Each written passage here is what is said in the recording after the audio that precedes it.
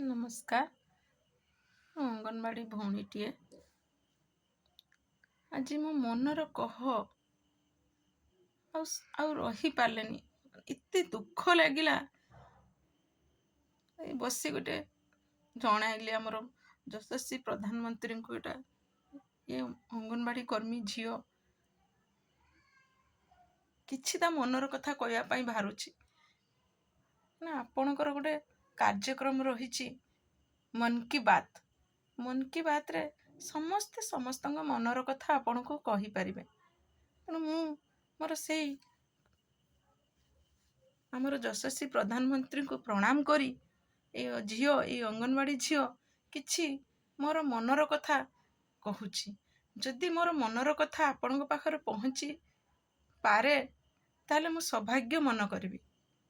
ଆଜି ଏ ଝିଅ ହୃଦୟର ବହୁତ ଦୁଃଖ। ଆମେ କେତେ କାମ କରୁଛେ। ଆପଣ ଯେତେବେଳେ ସଭାରେ ଗୋଟେ ଯାଇ ଭାଷଣ ଦଉଛନ୍ତି, କହୁଛନ୍ତି ମୋ ଗାଁର ବିକାଶ ମୋ ଅଙ୍ଗନବାଡ଼ି ଝିଅମାନଙ୍କ ପାଇଁ ହିଁ ହଉଛି। ସେଇ ଝିଅଙ୍କର ମନର ଦୁଃଖ ତାଙ୍କୁ କ'ଣ ଦେଖାଯାଉନି? ଆପଣଙ୍କୁ କ'ଣ ଦେଖାଯାଉନି? ସେ ଝିଅ କେମିତି ଚଳିବ 4,500 ଟଙ୍କାରେ? 4,500 ଟଙ୍କାରେ ଆମେ କ'ଣ ଆମ ପରିବାରକୁ ପୋଷି ପାରିବା? ଆଜିକା ଯୁଗରେ ସୁନା ରେଟ୍ ହେଲାଣି 1,25,000। ମୁଁ କେମିତି ମୋ ଭଉଣୀ ତା ଝିଅକୁ ବାହା ଦେବା ପାଇଁ କ'ଣ ରଖିବ କିଣି? କ'ଣ କେମିତି କରିବ? କେମିତି ଆମେ ଚଳିବୁ? ବହୁତ ଦୁଃଖ ଲାଗୁଛି।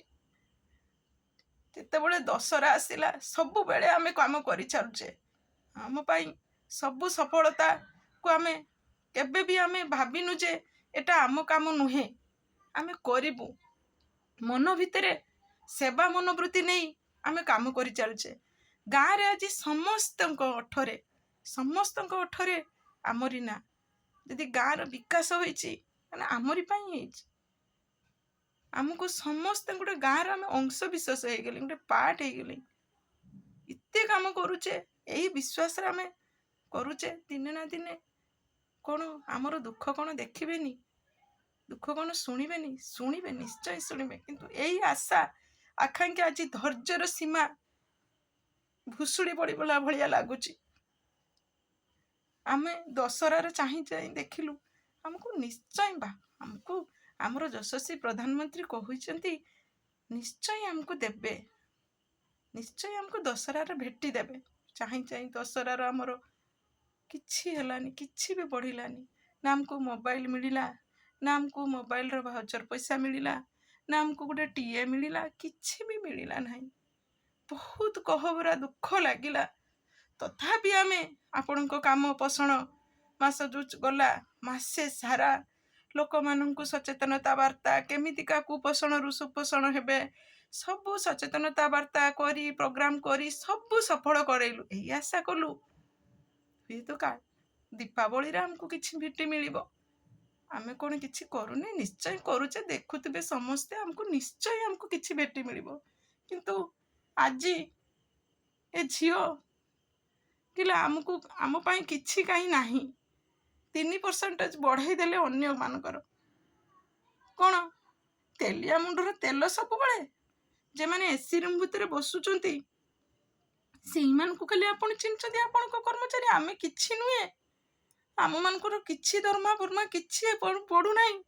କେମିତି ଚଳିବା? ଆମେ ସବୁ ଏବେ ଅଙ୍ଗନବାଡ଼ି ଝିଅମାନେ ସବୁ ଏବେ ଆମେ ଗ୍ରାଜୁଏସନ୍, ଆମେ ଗ୍ରୁପ୍ ବି ପୋଷ୍ଟର କାମ ସବୁ କରୁଛେ। ଅନଲାଇନ୍ ଅଫଲାଇନ୍, ଅନଲାଇନ୍ର ସବୁ କାମ। ଯଦି ଆଜି ଗୋଟେ ଗାଁ ଡିଜିଟାଲ ଆଡ଼କୁ ଆଗେଇଛି, ଆଧୁନିକତା ଆଡ଼କୁ ଆଗେଇଛି ଆମରି ପାଇଁ।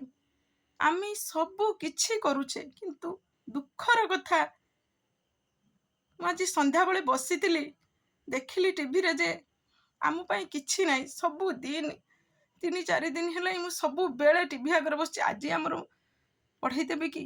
ଆଜି ଆମର ଡିକ୍ଲାରେସନ୍ ହେବ କି? କିନ୍ତୁ କିଛି ବି ଆସୁନାହିଁ। ସେଥିପାଇଁ ମନରେ ଦୁଃଖ ଆସୁଛି, ଏତେ ଦୁଃଖ ଆସୁଛି, ମୋତେ କାନ୍ଦ ଲାଗୁଛି।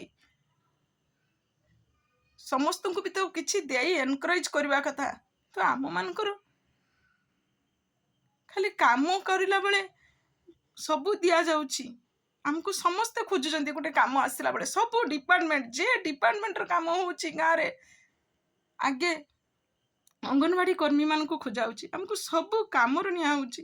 କିନ୍ତୁ କାମ ସରିଗଲା ପରେ ଆମେ ଅଦରକାରୀ ହେଇଯାଉଛେ। ନା ରାଜ୍ୟ ସରକାର ନା କେନ୍ଦ୍ର ସରକାର କେହି ଆମ କଥା, ଆମ ସାଲେରୀ କଥା କେହି ବୁଝୁନାହାନ୍ତି। କେନ୍ଦ୍ର ସରକାର ଆମକୁ ଜମାରୁ 4,500 ଟଙ୍କା ଦେଉଛନ୍ତି, ଆମେ କେମିତି ଚଳିବୁ? ତେଣୁ ଆଉ ଧୈର୍ଯ୍ୟର ସୀମା ଆସିପାରୁନି। ଧୈର୍ଯ୍ୟ ଆମକୁ ବହୁତ କଷ୍ଟ ଲାଗୁଛି। ଆମେ କାମ କରୁଛେ ଗାଁରେ, ବହୁତ କଷ୍ଟ ଲାଗୁଛି, ବହୁତ ଦୁଃଖ ବି ଲାଗିଲା। ଆମକୁ ଦୀପାବଳି ଭେଟି କିଛି ବି ମିଳିଲାନି। ତେଣୁ ଏ ଝିଅ ଆଜି ଅଳି କରି କହୁଛି ଆମର ପ୍ରଧାନମନ୍ତ୍ରୀଙ୍କୁ,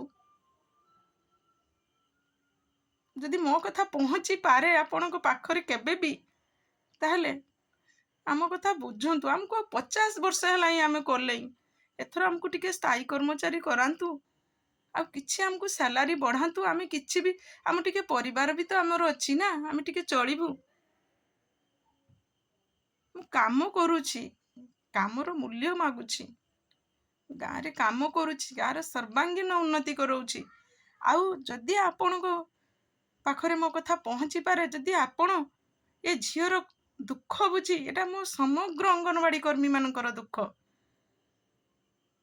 ମୋ ଦେଶ ସାରା ଯେତେ ଅଙ୍ଗନବାଡ଼ି କର୍ମୀ ଅଛନ୍ତି ସମସ୍ତେ ଦେଶକୁ ପ୍ରଗତି ପଥରେ ନେଉଛନ୍ତି। ଯଦି ଆପଣ ତାଙ୍କର ଦୁଃଖକୁ ବୁଝି ଯଦି ବଢ଼ାନ୍ତି, ଆମମାନଙ୍କ ଦୁଃଖ ଶୁଣନ୍ତି, ତାହେଲେ ଏ ଝିଅ, ଏ ଅଙ୍ଗନବାଡ଼ି କର୍ମୀ ଝିଅ ଆପଣଙ୍କୁ ପ୍ରତିଶ୍ରୁତି ଦେଉଛି, ଭାରତ ବର୍ଷକୁ ପ୍ରଗତି ପଥରେ ଆଗେଇ ନେବୁ। ଆମେ ଆଗେଇ ନେଇ ଭାରତ ବର୍ଷର ସୁନାମ ରଖିବି, ଏହା ପ୍ରତିଶ୍ରୁତି ଦେଉଛି।